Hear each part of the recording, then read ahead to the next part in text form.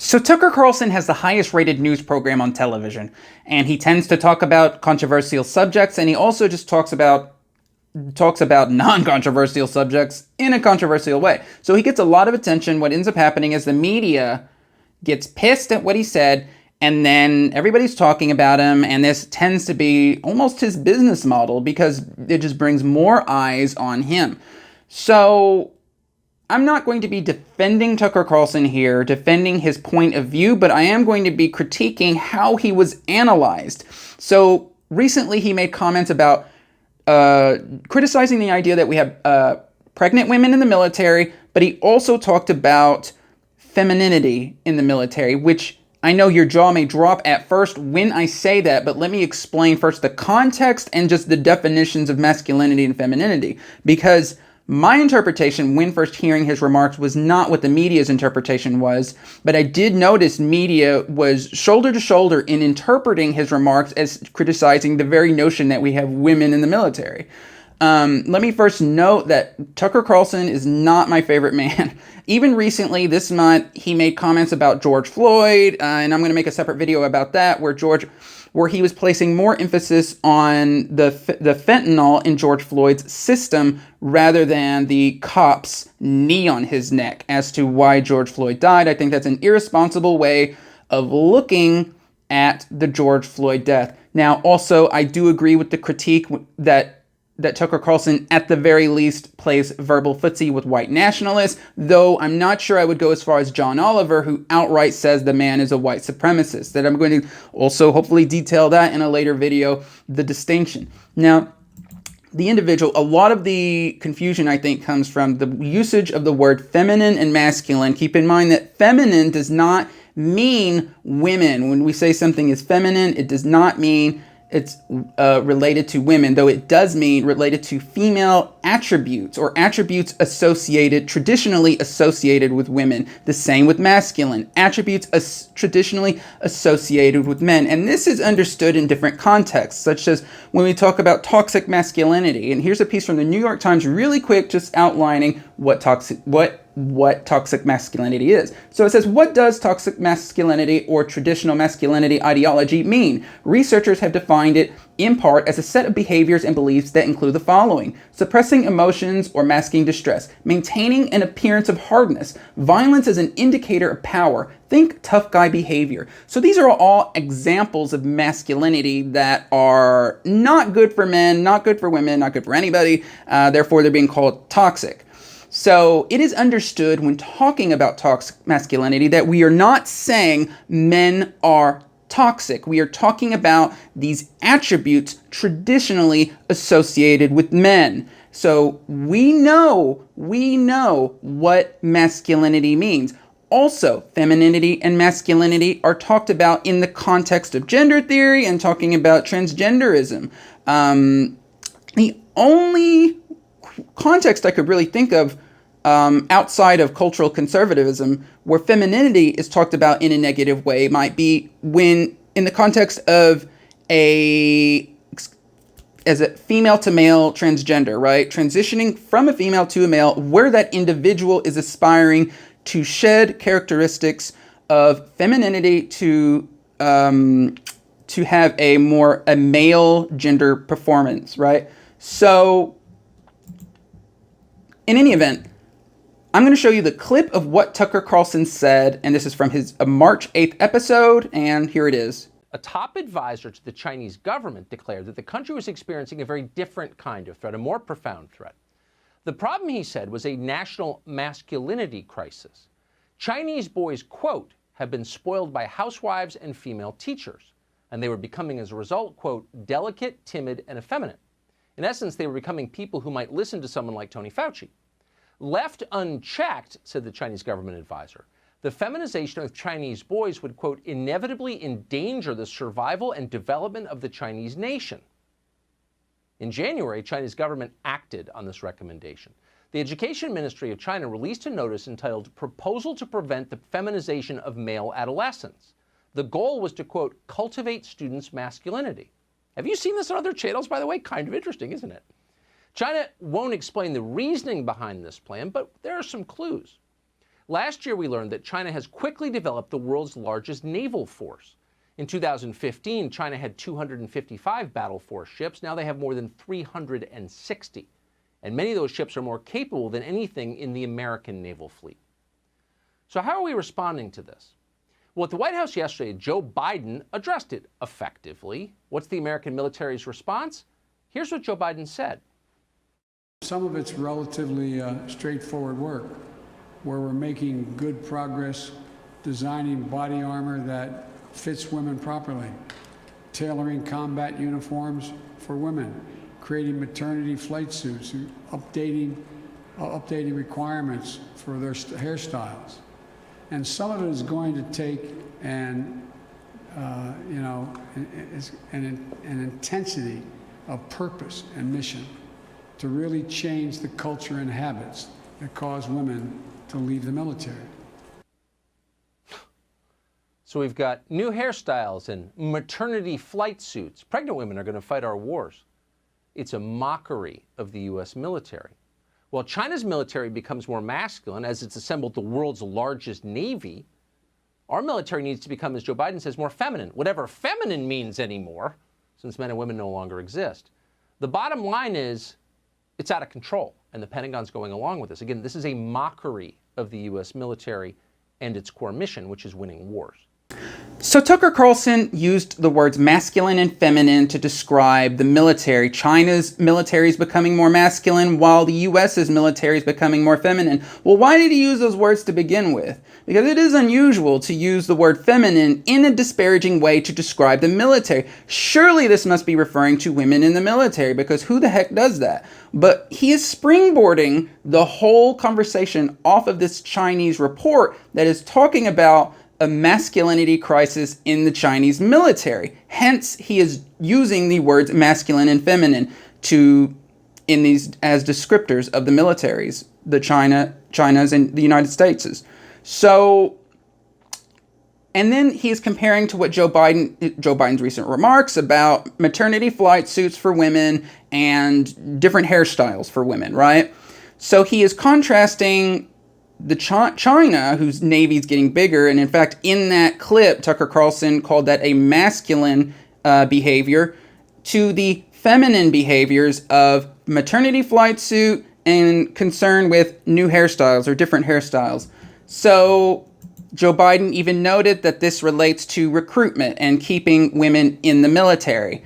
I don't know how familiar Tucker Carlson is with that subject, but yes, pregnancy is the number one reason for women leaving the military. But I also understand concern with the idea that we have pregnant women in the military. However, that doesn't mean that Tucker Carlson is off scot-free, because he should have done more research into this subject. But his tendency is to approach things in a way that is sensational, that will stoke, stoke people's outrage, and it's a culture war tendency, right? He could have taken an intellectual approach and chose not to. Instead, he wanted this easy punch at Joe Biden. Keep in mind, he did not note when the project of making maternity flight suits for women, he didn't note that began in 2019 under Trump. And I think that's very conspicuous, because Tucker Carlson's audience tends to be Trump supporters. So it, to me, felt deliberately left out. But is it inherently bad to criticize the notion of pregnant women in the military, or at the very least, ask questions as to how does this affect combat readiness? Because to me, I do ask that question. When presented with the fact that pregnant women are in the military, I ask, well, what if fighting goes down? Even though they're not on the front lines, what if crap hits the fan and they have to fight? I mean, I wonder that. Now, you could say, well, the chances of that happening are so minuscule in the decimals that it becomes a silly question. Now, you could say that, and I would accept the answer, but I don't think it's inherently silly to ask the question, especially when you think how we have bases in the Middle East that are more vulnerable than, say, bases in Germany and Japan, and then we have a base in Guam, which a lot of Chinese military exercises revolve around reaching Guam, right? So I don't think it's a silly question to ask as to how does having pregnant women in the military affect combat readiness. Now, and I'm sure the Pentagon has asked themselves the same question. But how is this covered by media? How was Tucker Carlson's segment covered by media? Maybe this is where I first came across it. Media Matters say Tucker Carlson faces massive backlash after he insulted women serving in the military. And the byline says, women tweet pictures of their service, sending Carlson a message. If you're looking for mockery, look in the mirror, which that byline is a reference to when Tucker Carlson said that the pregnant women in the U.S. military is a mockery of the U.S. military. So the Young Turks, how did they talk about this issue? In their headline to their video, they paraphrased Tucker Carlson, "Women in the military make the U.S. weak." And Anna Kasparian of the Young Turks gives an intro into where she's about to play the clip that I just showed you of Tucker Carlson talking about this. And here's her intro. Tucker Carlson has ramped up his attacks against women, this time women in the military. His comments come after a speech given by President Joe Biden regarding what needs to be done in order to make the military a more welcoming place for female soldiers, including, ensuring that female soldiers have uniforms that fit. They're anatomically different than men. It's not that difficult to accept that. And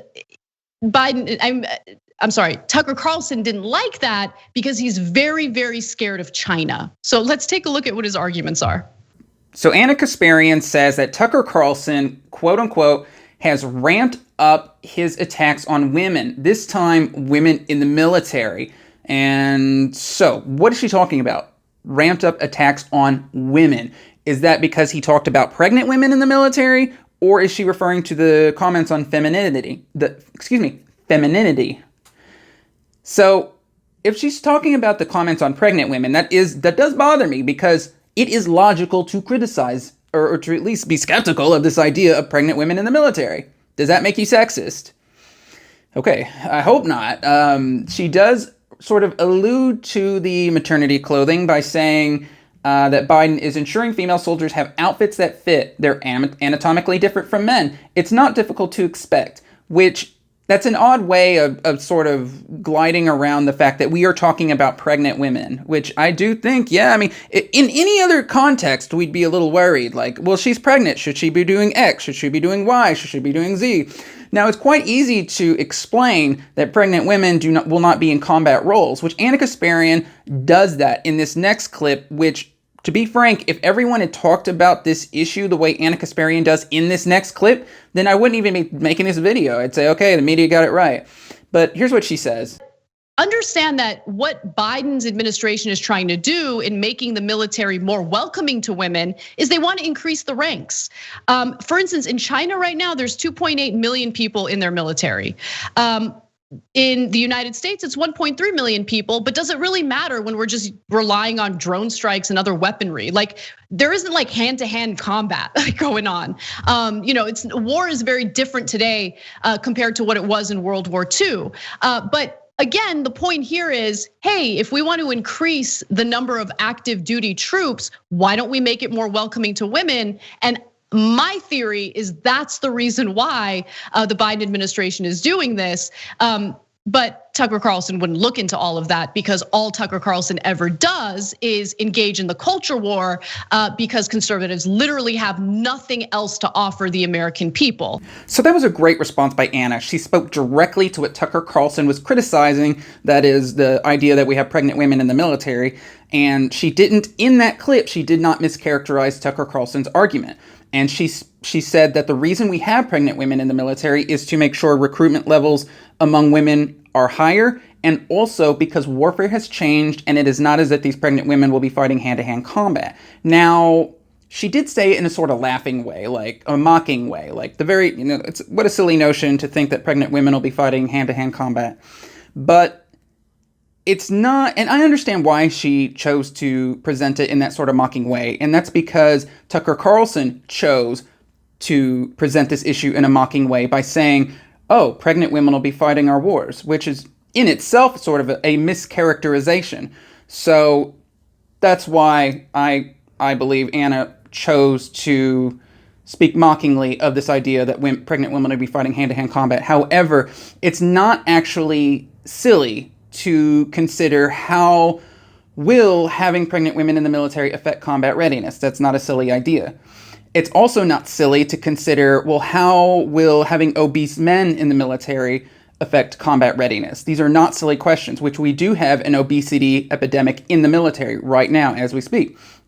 These are not silly questions. I wish Tucker Carlson had presented these two issues juxtaposed one another, instead of presenting the issue of pregnant women in the military, presenting it in such a way so as to, in a manner that he's trying to issue a smackdown on Joe Biden. That's what this was all about, really.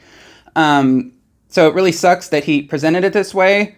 It's a logical thing to wonder, how does it affect combat readiness? And how does obese men in the military affect combat readiness? So what did Cenk Uygur have to say, right? Because this was, I believe, about an 8-minute clip where the Young Turks addressed this. So Cenk Uygur speaks next, and here's what he has to say. He used to wear bow ties and has never served in the military, whereas those women risk their lives for the country. And he's making fun of people risking their lives. Now, so of course, the reality is, since we've had women in the military, the Republicans said and the right wing said that the military would fall apart. And have we fallen apart? It doesn't look like it. Now, of course, Israel's always had women in the military. Do they look like they're soft? Nope. Okay, so it's always been a lie. So why do they do this lie? Because that's what their audience wants. They want, like, let's make fun of women. Pregnant women willing to risk her life to defend me sitting on the couch. I hate her. Guys are awesome. They eat it up. That's why he's the most popular on Fox News. So I really thought Cenk Uygur's manner of addressing this issue was piss poor, right? First of all, what is he talking about whenever he's saying, okay, Tucker Carlson or men criticizing pregnant women in the military in general are at home, they're sitting on their couch, whereas the pregnant woman is putting their butt on the line, right? So how dare you, as someone sitting on the couch, criticize the pregnant woman in the military? Okay, I get that Tucker Carlson was insensitive in how he talked about this issue and shouldn't have said things like, this is a mockery of the US military to have pregnant women in the military, because yes, those individuals are putting their butt on the line.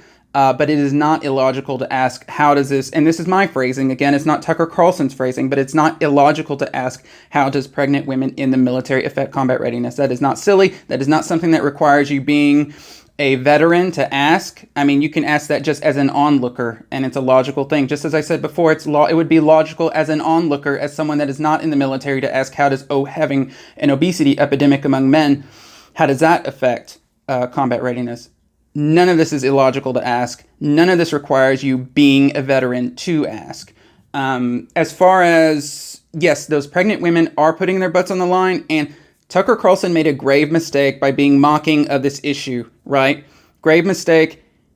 Again, you should be able to criticize the concept without being called sexist, right? Whether you agree or disagree, you should be able to criticize the concept that we have pregnant women in the military without being called sexist.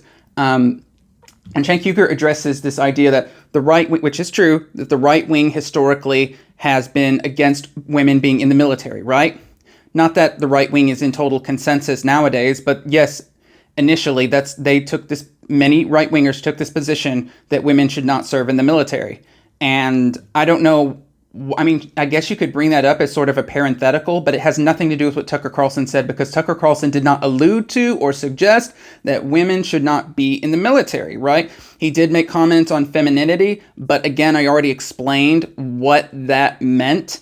In any event, other things that were mentioned in that segment that I didn't show, right? I chose to show the strongest portion of that interview with Anna Kasparian talking and making some rather good points, but there are a lot of points made between Cenk Uygur and Anna Kasparian that weren't so great. Like Anna suggested, they showed a clip of Tucker Carlson being on Dancing with the Stars, wearing this silky blue shirt and doing the cha-cha, and she's saying, who is this guy to give us tips on how the military should be more masculine, right?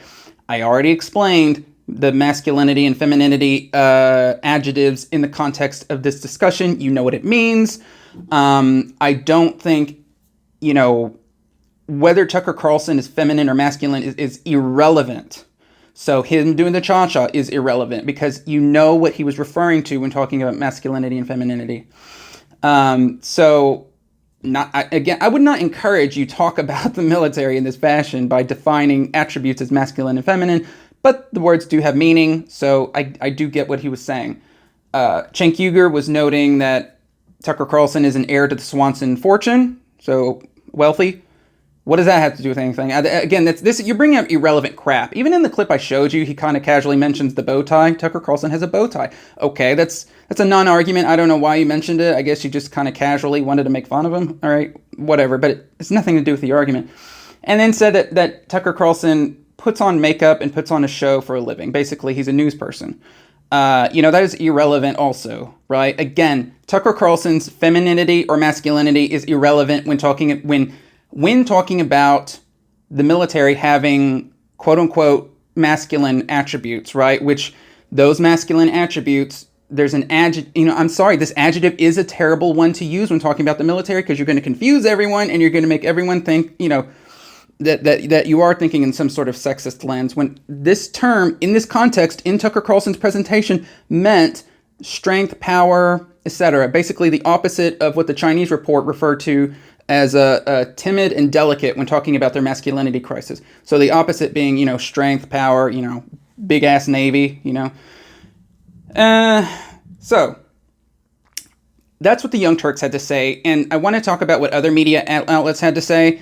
But this video would be way too long to talk about all of that. So I will talk about that in the next video. I'll also talk about how the Pentagon responded to Tucker Carlson's remarks.